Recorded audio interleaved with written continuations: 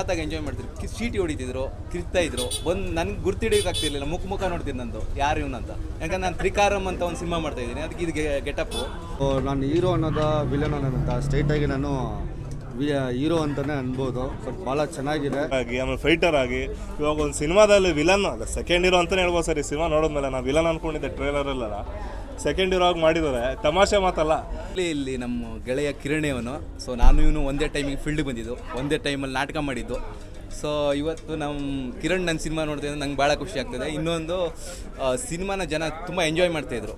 ಪಕ್ಕದಲ್ಲಿ ತಮಿಳ್ ಸಿನಿಮಾನೂ ಇತ್ತು, ಇಲ್ಲಿ ಬಂದು ಎಂಜಾಯ್ ಮಾಡ್ತಿದ್ರು. ಜನರ ಎಕ್ಸ್ಪ್ರೆಷನ್ನು, ನಾವು ಪಟ್ಟಿರೋ ಶ್ರಮಕ್ಕೆ ಜನ ಕೊಡ್ತಿರೋ ಒಂದು ಒಳ್ಳೆ ಗೌರವ ಇದೆಯಲ್ಲ, ಭಾಳ ಖುಷಿ ಆಯಿತು. ಈ ಮೂಢನಂಬಿಕೆ ವಿರುದ್ಧ ಒಂದು ಅಭಿಯಾನ ಅಂತ ಹೇಳ್ಬೋದು. ಸೊ ಸಿನಿಮಾ ಬಂದು ನೋಡಿ, ನಾವು ಹೇಳೋದಲ್ಲ, ಅದು ಸಖತ್ತಾಗಿ ಎಂಜಾಯ್ ಮಾಡ್ತಿದ್ರು. ಚೀಟಿ ಹೊಡಿತಿದ್ರು, ಕಿರ್ತಾ ಇದ್ರು. ಬಂದು ನನಗೆ ಗುರ್ತಿಡಿಯೋಕ್ಕಾಗ್ತಿರ್ಲಿಲ್ಲ, ಮುಖ ನೋಡ್ತೀನಿ ನಂದು ಯಾರು ಇವನು ಅಂತ. ಯಾಕಂದ್ರೆ ನಾನು ತ್ರಿಕಾರಂ ಅಂತ ಒಂದು ಸಿನಿಮಾ ಮಾಡ್ತಾ ಇದ್ದೀನಿ, ಅದಕ್ಕೆ ಇದು ಗೆಟಪ್ಪು, ಟ್ರಾನ್ಸ್ಫಾರ್ಮೇಷನ್ನು. ನನ್ನ ಮುಖ ನೋಡ್ತಾರೆ ಅವರು, ಮಾತಾಡಿಸ್ಬೇಕಾ ಬೇಡ ಅಂದ್ಕೊಂಡು ಫ್ರೆಂಡ್ ಹಿಡಿಯೋಕ್ಕಾಗ್ತಿರ್ಲಿಲ್ಲ. So success.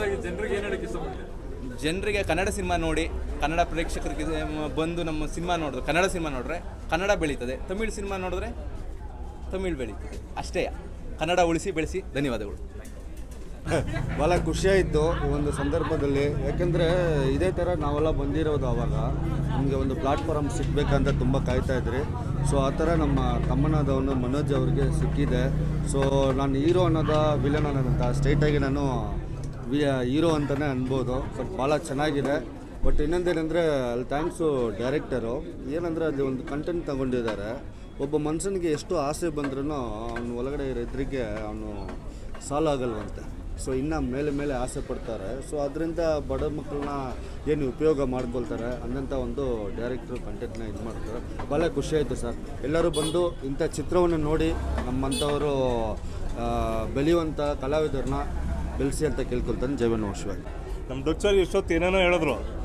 ನಾನು ದೇವರಣ್ಣ ಓಪನ್ ಆಫ್ ಸ್ಟ್ರೈಟ್ ಫಾರ್ವರ್ಡ್ ನಾನು ಡೈರೆಕ್ಟಾಗಿ ಹೇಳ್ತೀನಿ. ನಾನು ಬಂದಿದ್ದು ಈ ಅಪ್ಪಂಗೋಸ್ಕರ ಮಾತ್ರ, ಮನೋಜ್ಗೋಸ್ಕರ ಮಾತ್ರ. ಯಾಕಂದರೆ ನಾವು ಒಂದು 5-6 ವರ್ಷ ಆಯಿತಾ, 5-6 ವರ್ಷದಿಂದ ಗ್ಯಾಂಗ್ ಫೈಟರಾಗಿ ಮಾಡಿಕೊಂಡು, ಆಮೇಲೆ ಇವ್ರು ಗ್ಯಾಂಗ್ ಫೈಟರ್ ಆಗಿ, ಆಮೇಲೆ ಫೈಟರ್ ಆಗಿ ಇವಾಗ ಒಂದು ಸಿನಿಮಾದಲ್ಲಿ ವಿಲನ್ ಅಲ್ಲ, ಸೆಕೆಂಡ್ ಹೀರೋ ಅಂತಲೇ ಹೇಳ್ಬೋದು ಸರ್. ಈ ಸಿನಿಮಾ ನೋಡಿದ್ಮೇಲೆ ನಾವು ವಿಲನ್ ಅಂದ್ಕೊಂಡಿದ್ದೆ ಟ್ರೇಲರಲ್ಲ, ಸೆಕೆಂಡ್ ಹೀರೋ ಆಗಿ ಮಾಡಿದ್ದಾರೆ. ತಮಾಷೆ ಮಾತಲ್ಲ.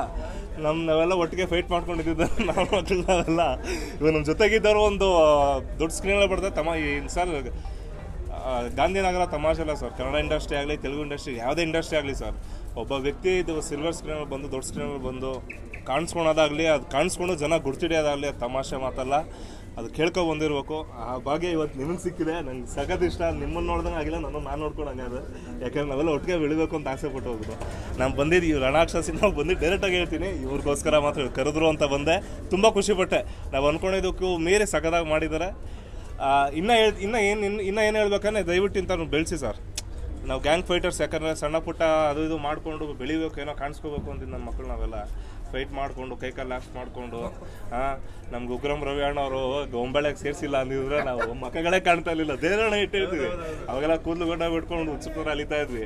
ಬರ್ರೋ ನಿಮ್ಗೇನೋ ಒಂದು ಮಾಡ್ತೀವಿ ಅಂತೆಲ್ಲ ನಮ್ಗೆ ಅನ್ನ ಹಾಕ್ದವ್ರವರೆಲ್ಲ ಹೊಂಬಾಳೆ ಅನ್ನ ಹಾಕಿದೆ. ರವಿ ಅಣ್ಣವ್ರು ಸೇರಿಸಿದ್ದು. ನಾವು ಡಚ್ಚು, ಇವರು ಇನ್ನು ಟೋನಿ ಮೈಸೂರು ಬಂದಿಲ್ಲ. ಇದು ನಮ್ಮ ಟೀಮ್ ಇದೆ ಸರ್. ತುಂಬ ಖುಷಿ ಆಗುತ್ತೆ.